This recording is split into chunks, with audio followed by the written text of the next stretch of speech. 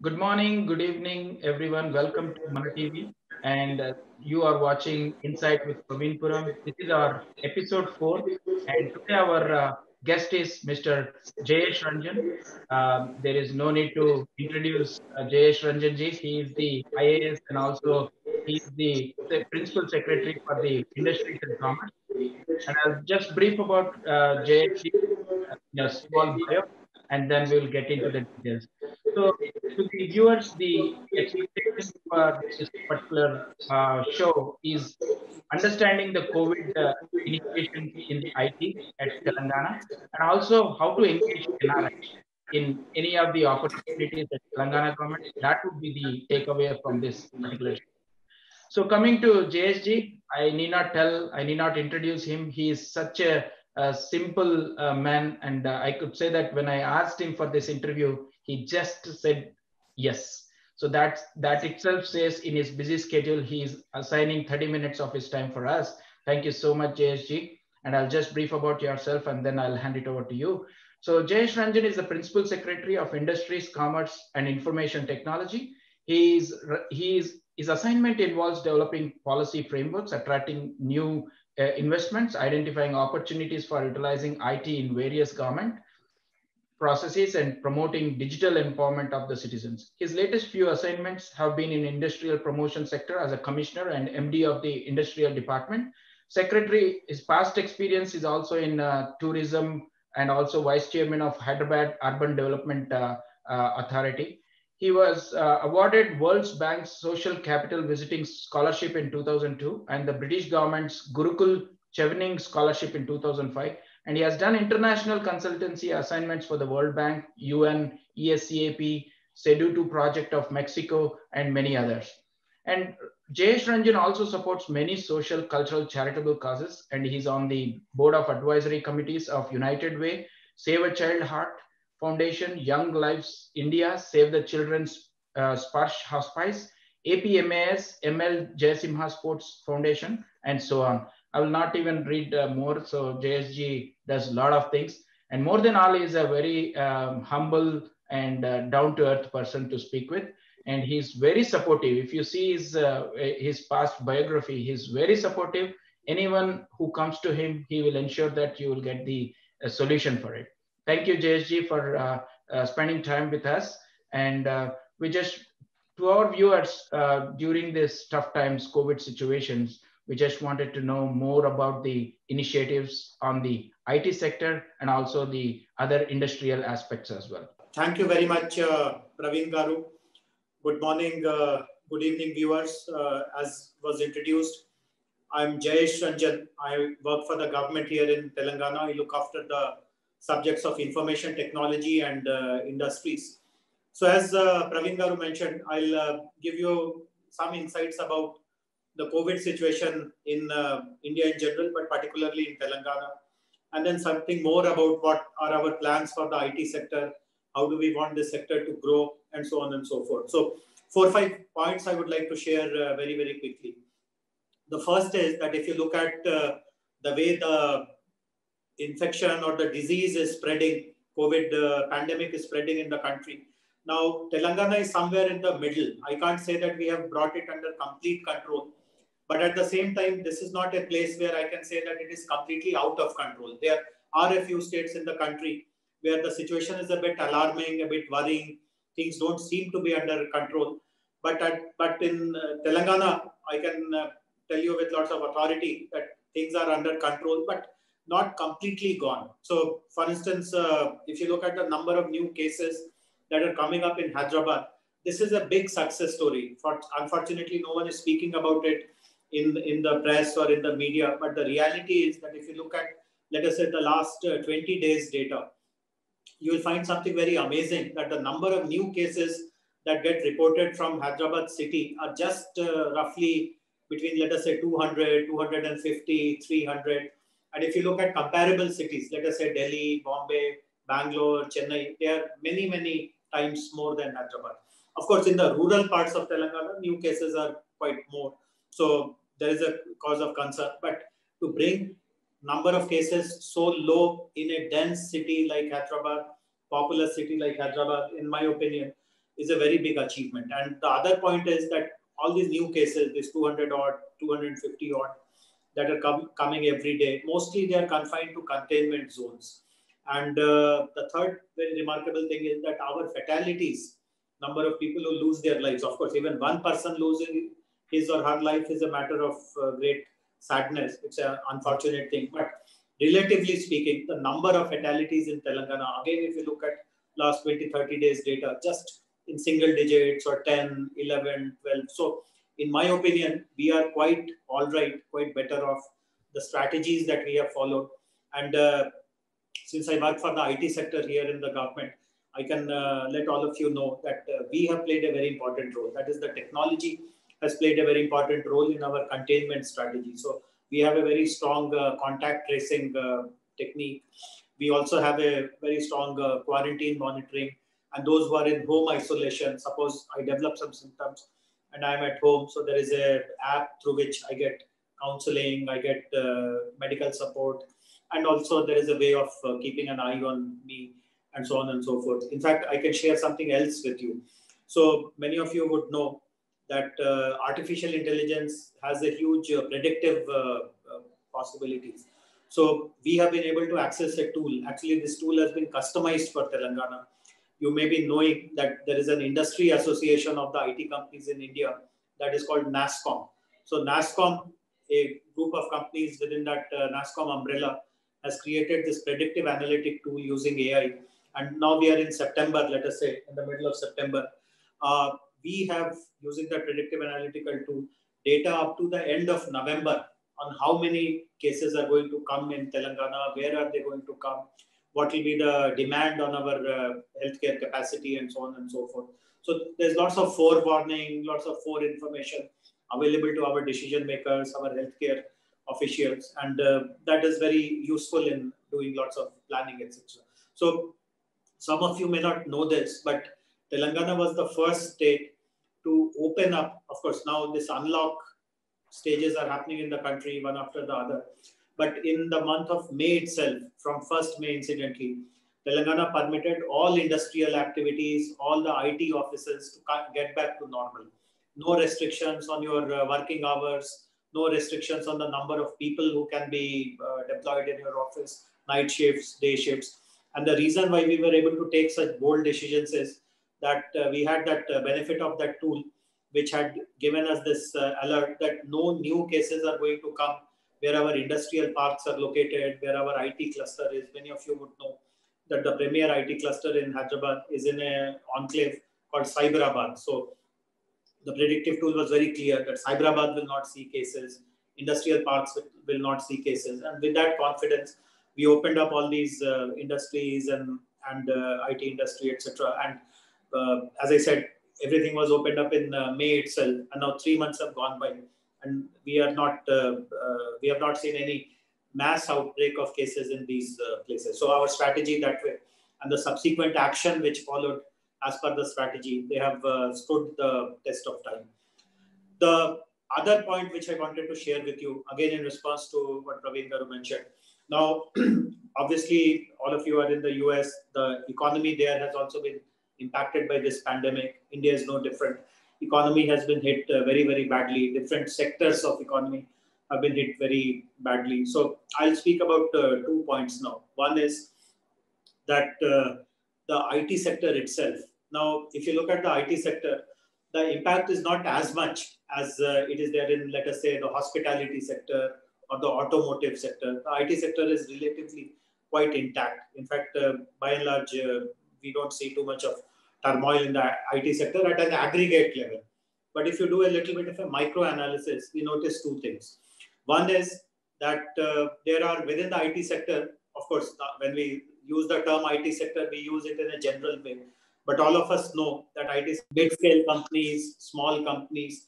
And what we notice is that many of these small companies and mid-scale companies, particularly those who had clients in some of the sectors which themselves have been disrupted quite badly, there is a little bit of a question mark about their sustainability. They are unlikely to get as many projects or as many clients as they would have got in the previous years. Similarly, the size or the ticket size of their projects are going to go lower. So there is a little bit of sustainability issue, revenue streams of these small and mid-scale companies. Then there are startups. All of us know that technology startups are also very important, both in the US and in India. And there are many tech startups who are doing amazing work. But again, because of the overall disruption, some of the startups have got a bit lost in the present scenario. So government has taken a number of decisions.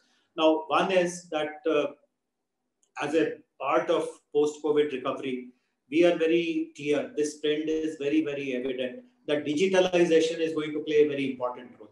Whatever sector you are in, when you are going to revive your industry or your sector, digitalization will be a very key driver, which means that lots of IT companies will get opportunities to contribute to that digitalization process.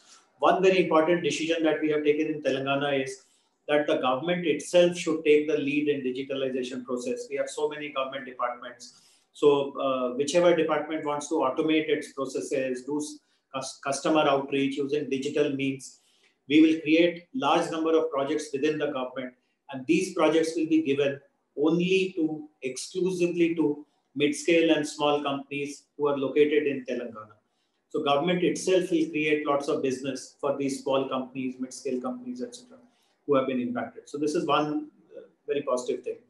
Another thing which we are looking at is that how do you reduce the costs of these mid-scale companies, small companies, startups. So one of the big costs is the real estate cost. So we have given them some exemptions for property tax, like for 1 year, you don't have to pay property tax, you can pay it the next year. Similarly, while most of the IT industry is right now in Hyderabad, we have created small IT centers in satellite towns. So for example, we have an IT center in Warangal, one in Karimnagar, one more is coming up in Khammam, one more is coming up in Nizamabad, and maybe hopefully in 6-7 months, one more will come up in Mahbubnagar also. So at 5 satellite locations, we have created IT towers, built up space of about 25,000 to 50,000 square feet. And we have given an offer that while you are in Hyderabad, if you want to reduce some of your footprint in Hyderabad, and if you want to move to any of these tier 2 kind of IT towers, I will give that space free of cost to you. You don't have to pay anything. Obviously in Hyderabad, as all of us know, suppose you are in the Cyberabad area, the real estate costs are quite high. So this is a very tempting offer that you reduce that footprint, go to Warangal, go to Karimnagar, go to Khammam, your cost will be zero. Similarly, we'll provide you internet and whatever manpower you require. There are colleges in these towns also.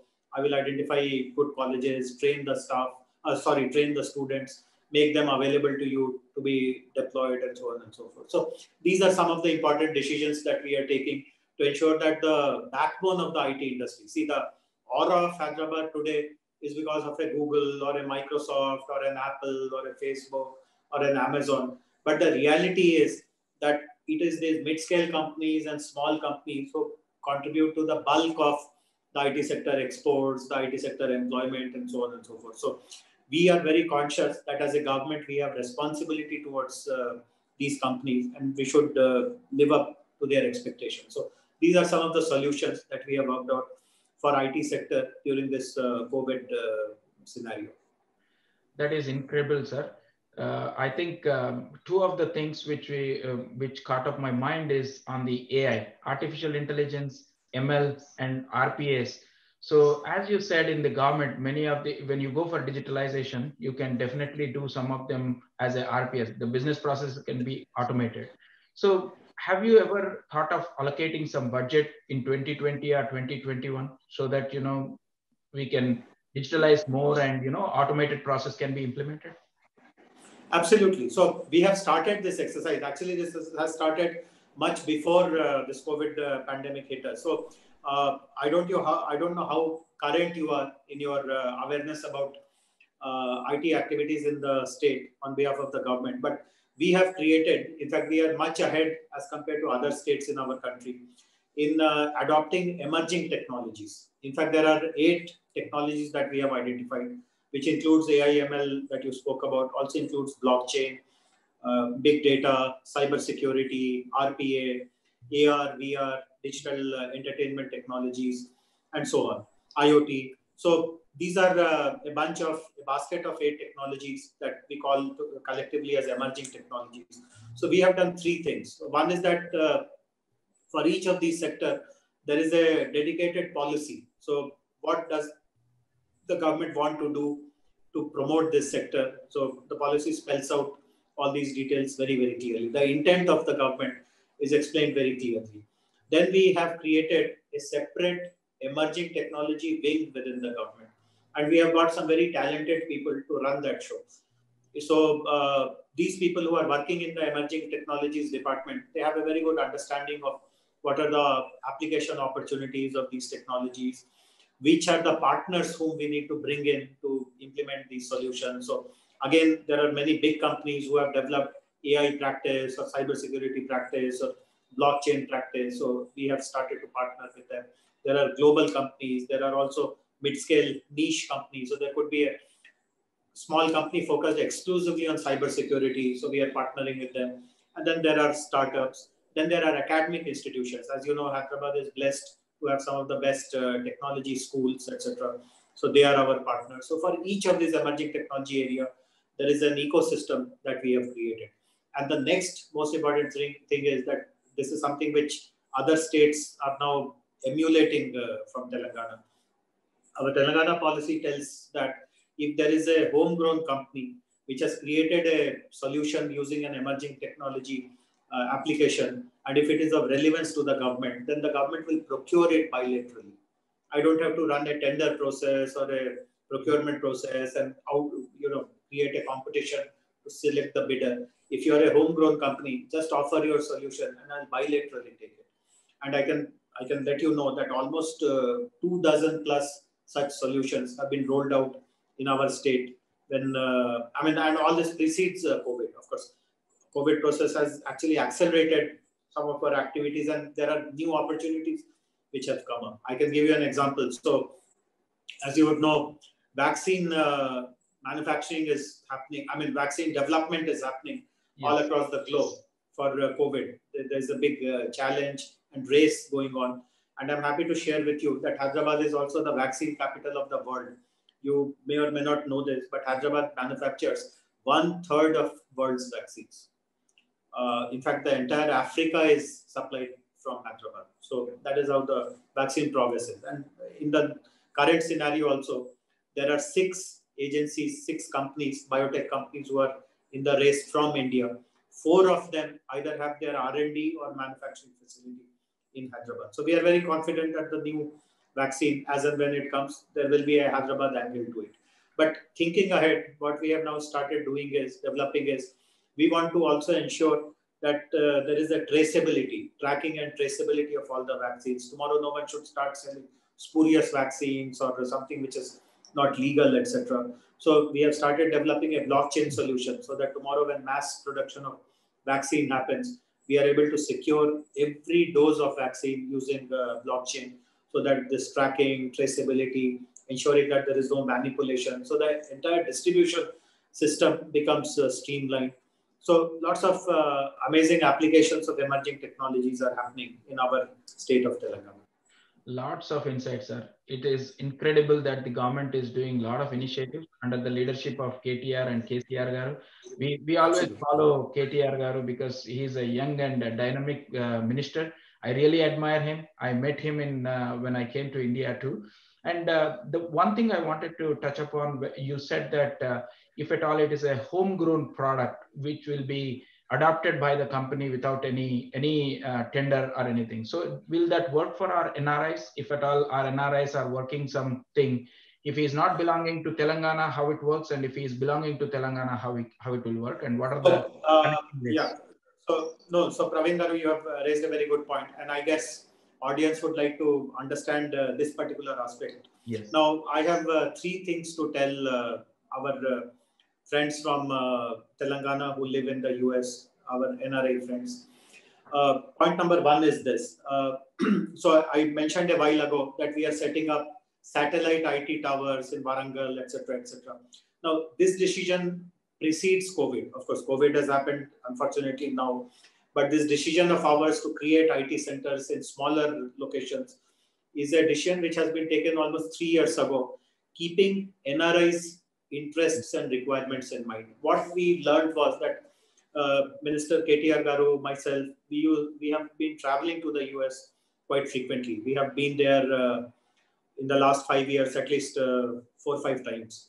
And every time when we come there, we meet lots of our NRI friends. Many of them have started running their own IT companies in the US. So what we found was, and as all of us know, Telangana is a new state, and there is a very strong sentiment amongst the Telugu people, particularly people of Telangana origin, to give back to the state. It's a new state. Let me become a part of the state building.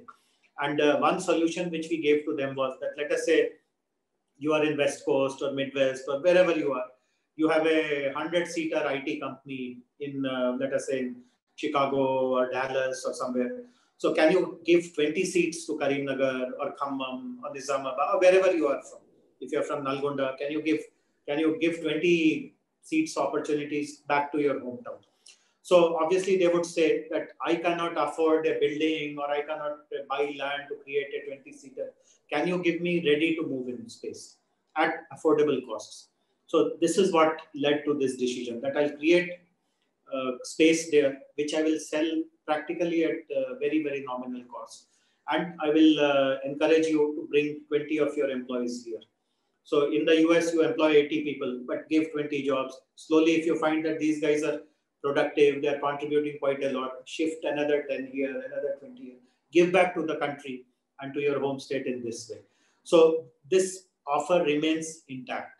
And this offer becomes even more relevant because of some of the freebies that we are offering. So now if you take space in Karimnagar, zero rental. So in the US, I frankly don't know what the rentals are, but whatever it is, I will make it zero for you here in India. No dilution of quality. In Karimnagar also, I'll ensure that our candidates who go to your jobs are as trained, as well trained, and as knowledgeable as you would have found in let us say, Dallas or San Diego or wherever. So I will take that responsibility. We have an institution in Telangana called TASK, the Telangana Academy for Skills and Knowledge. We will run training programs to skill them. So this is the first thing, that in the normal circumstances also you could have done that. But now that there is COVID and there is a need to save on costs, etc., please do this very, very quickly. Get in touch with me. At the end of the show, maybe I'll give you my number or tell you my mail ID. So please do that very, very quickly.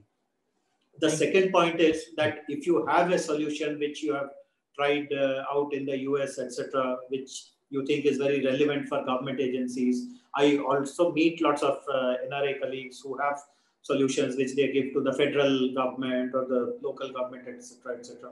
So if there is something which you have developed, now our policy is to give it to homegrown companies. So you must immediately set up a small Indian subsidiary within Telangana, become homegrown that way, and then bring that solution in that way. So right now, unfortunately, the policy says that only homegrown companies will be given that benefit. So you may be homegrown. I mean, you may be from Telangana origin, but if your entire activity, your development center, your team, the entire process happened in the US, I won't be unfortunately able to give you that benefit. So the immediate solution is to create a subsidiary. And I can share with you, I told you that I have given more than 24 plus such opportunities in the past. I have noticed that once the doors are opened in Telangana, these companies are able to secure orders in other states also and grow their businesses. We have an amazing blockchain solution. The owner of that company was telling me that after we implemented it in Telangana, he got offers from 8 other Indian states.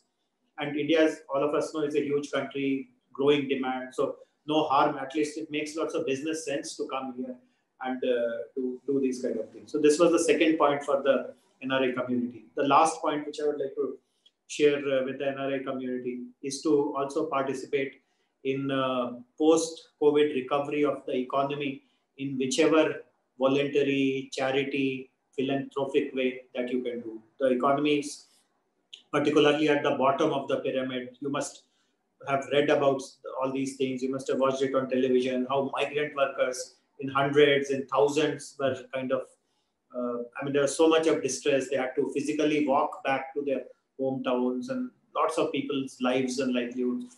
have been impacted. So whatever help you can do, there are lots of good organizations who support these bottom of the pyramid kind of people. So if you want me to connect you to them, I'll be very happy to do so. In the government, I lead an effort which is called the Telangana Social Impact Group, which is nothing but an agency to channelize philanthropy in areas which require the effort the most.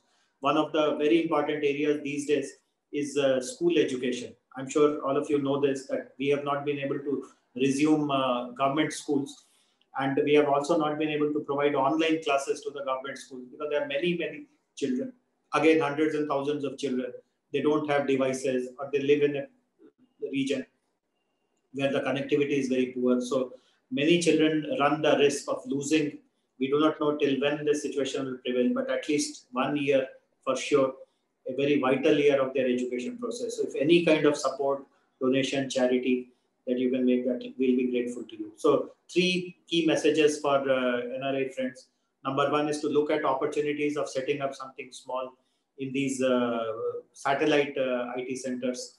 Second is, if you have something to offer, a solution, this application, a product, get in touch. We'll be very happy to onboard it, but you'll have to create an Indian subsidiary hosted in Telangana to do that. And third is to participate in any kind of philanthropic effort, which is very needed. And what is most needed right now is to help school children coming from very poor families resume their education. I think this is a great insight, and I think you have given all the opportunities to the NRIs where they are looking for, and definitely will be in touch for any of the help as well. So coming to the last 2 points I'll touch upon, and then we will close the show, sir. And one is on the security. So the countries like US also are facing a lot of threats on the cyber security. And during this time, everyone is virtual, right? So the schools are virtual, especially on the kids who are low, they might click something unknowingly. So how these cyber crimes are happening, are any strategies around that? Yes, Praveen Garu, you are very right that as more and more people adopt digital, people who had never had any opportunity to attend online sessions or do their activities digitally are now forced to get on digital bandwagon. And obviously, many of them are not very aware, many of them are not very educated in a digital sense. So sometimes they get a spam mail, but they will believe that they won some lottery and they click on it. And obviously they get trapped, and we know all those stories. Another very common fraud which is happening these days is that digital payments has become quite common now, and lots of new users are getting into digital payment. So there's a particular fraud which is happening in large numbers called KYC fraud.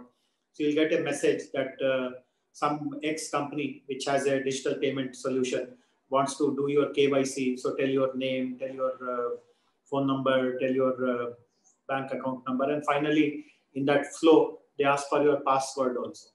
And you are just randomly giving answers, and you don't realize that you have passed on a very private and a very confidential information, and obviously you are scammed and you lose money. So these things have become very common. So we are starting, I mean, we have already started campaigns on awareness, on cybersecurity education. Similarly, with the help of NASSCOM, we run a cybersecurity module for children who are now doing digital learning, because there is lots of threat, as you rightly said, that they can be misguided into some kind of websites, etc., where they should not be. So we are conscious of this fact, and we are making efforts, but obviously it has to be done at a very high level with lots of intensity and well targeted. And we have made a beginning, but we will be doing more of it as days go by. Thank you. Thank you. Last other topic is on the LRS, sir. So most of the viewers have been reaching out to me how this works and how that works, if we can ask questions and all those stuff. So I thought I'll put this question to you on the LRS, but again, anyway, I will have a subsequent another show to detail on the LRS. So what an incredible idea the government has on the regularization of land. This also gives the details of land at one position, like US or any other country. So can you throw some light on the LRS and challenges, especially for NRIs?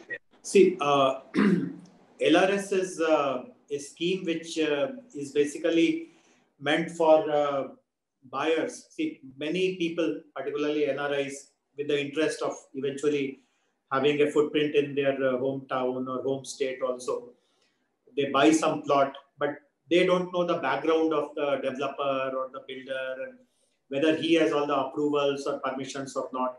Many of the builders sometimes fail to get proper approvals, permissions.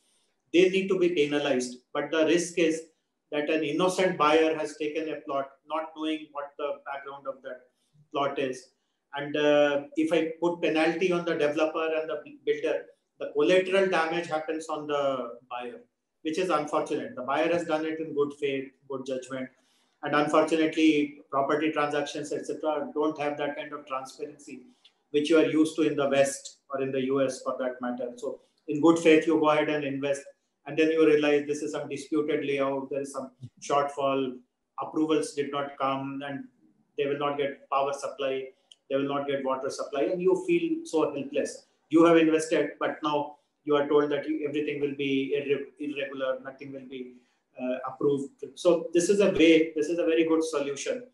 But there are certain caveats and there are certain conditions. So government has very recently issued a clarificatory GO just about 3-4 days ago. I would request people to look it up on the net, which gives lots of FAQs kind of answers on which kind of layouts will be approved, what is the last date of filing your approval application, what is the fees. I'm again happy to share with you that on public demand, the fees has been reduced quite drastically. When LRS scheme was introduced earlier, there was a risk that the fees will be a big deterrent. People will not come forward because you have to pay quite a lot. But now the government has taken a very wise decision that the fees will be linked to what were the registration prices when the layout was first developed. So fortunately, it's again, it has been made very user-friendly. And I would request people who have bought plots in these kind of layouts to kind of compel the developer to apply under LRS, get the regularization, and government will be able to thereafter give all approvals, permissions. You'll get water connection, you'll get electricity. You will be able to register that plot in your name. You can sell it tomorrow. You can mortgage it.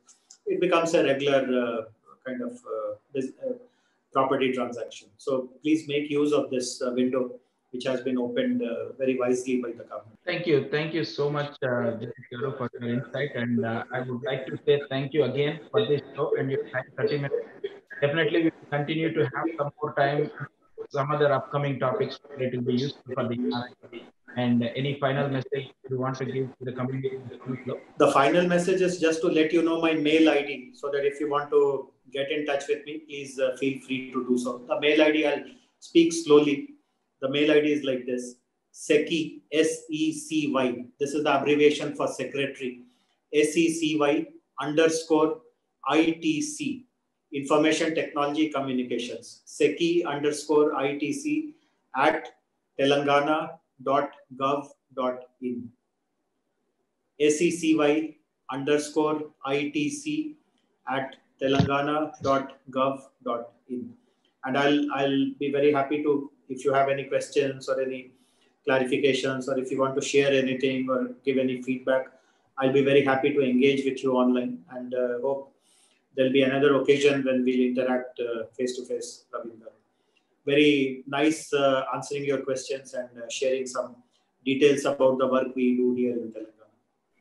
Thank you so much, and have a great day. Thank you. Thank you.